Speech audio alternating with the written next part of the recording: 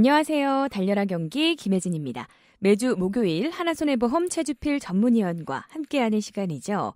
사람이 살아가는데 필수 불가결한 요소, 의식주라고 하지만 현대생활은 여기에 이 교통이라는 수단을 추가하게 되는데요.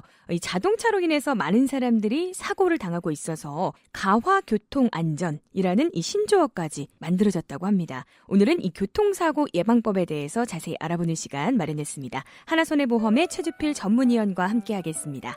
안녕하세요. 네, 안녕하세요. 네, 위원님, 연일 보도되고 있는 이 교통사고 유형을 우리가 좀 살펴보면요. 네. 사고가 참 다양하게 발생하고 있다는 생각이 드는데요. 어떻게 생각하세요? 제가 볼 때는 베테랑 운전자 개념도 바뀌는 것 같아요.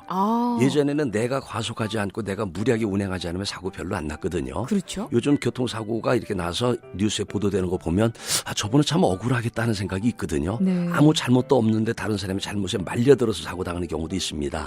그래서 내 차만 운전 잘하면 되는 게 아니고요. 이제는 앞뒤 좌우 다른 차의 움직임을 잘 보면서 설사 그분들이 실수하고 잘못을 한다 하더라도 말려들지 않도록 미리 준비하고 대비하는 게 방어운전 아니겠습니까? 그렇죠. 이제는 디펜스 드라이브를 꼭 하셔야 되고요. 그다음에 다른 사람이 어떤 실수한다 하더라도 거기에 미리 준비하고 대비하는 자세도 필요한데 여기에는 그 방어운전도 필요하겠지만 자동차 보험에 관계되는 내용도 정확하게 알고 미리 준비를 하시는 게 좋을 것 같습니다. 네. 그리고 이런 일이 있어서는 안 되는데 지난 3월 말에 아산 쪽에서 소방관들이 3분이나 이렇게 사망하신 그런 사고가 있었지 않습니까? 네네, 그렇죠. 근데 사고를 낸 운전자가 연세가 많으신 분이고요. 운전 경력도 많습니다. 그런데 25톤이면 또 최고의 면허증을 가지고 계신 분인데 이 사고를 냈거든요. 그럼 왜 그랬냐면 왼손으로 핸들을 쥐고 오른손으로 라디오 그 채널을 조절하다가 그렇게 됐는데 네. 운전할 때는 운전에만 집중해 하셔야 된다는 거 다시 한번 강조의 말씀을 좀 드리고 싶습니다. 네, 그렇군요. 그럼 이런 이 교통사고를 좀 예방하기 위해서 우리 운전자분들에게 특별히 좀 당부하고 싶은 말씀이 있다면? 일단은 욕심 버리는 거죠. 네. 어린아이에게 작은 그 선물 2개를 주면 양손에 가지고 잘 놀거든요. 근데 더 큰 선물을 주면은 작은 걸 내려놓고 큰 거 받으면 되는데 작은 걸 손에 쥐고 큰 거를 받으려고 철철 맵니다.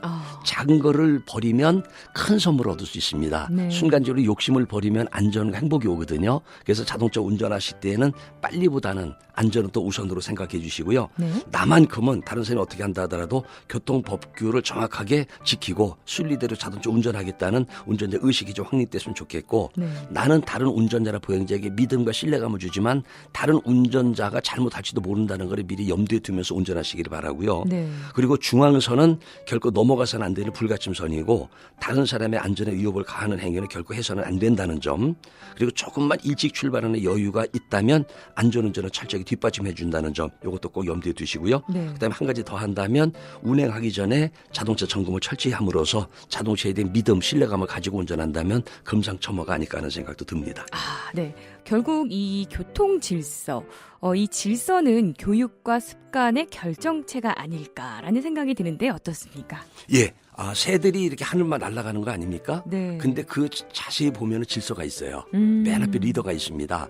그리고 바닷속에 있는 물고기 떼가 이동할 때도 나름대로의 질서가 있다고 그럽니다. 네. 그리고 벌이 왱왱거리면서 무분별하게 날아다니거나 또는 작은 개미가 아주 분주하게 불규칙적으로 움직이는 것 같아도 나름대로 어떤 규칙에 의해서 움직이고 있다고 그러거든요. 네. 근데 거기에 비한다면은 우리 사람들이 사회생활함에 있어서 질서가 중요하다는 것, 이건 뭐 새삼 강조할 필요도 없는 거죠. 네. 근데 이와 같은 생활의 기본을 때로는 그 허술하게 생각하기 때문에 질서가 무질서로 바뀌는 경우가 가끔은 있고요. 네네. 또 나만 편하고 빨리 가면 된다는 개인적인 이기심 때문에 질서가 유린되고 있는 경우 우리 주변에서 좀 자주 발생하고 있습니다. 네. 그리고 다른 질서를 위반했을 때는 비난받는 것으로 끝날 수 있습니다만 교통질서 위반, 이것은 소중한 생명 그리고 재산의 손실로 직결되고 있거든요. 그래서 우리는 그것을 좀 생각할 필요가 있을 것 같습니다. 네, 그렇군요. 교통 질서.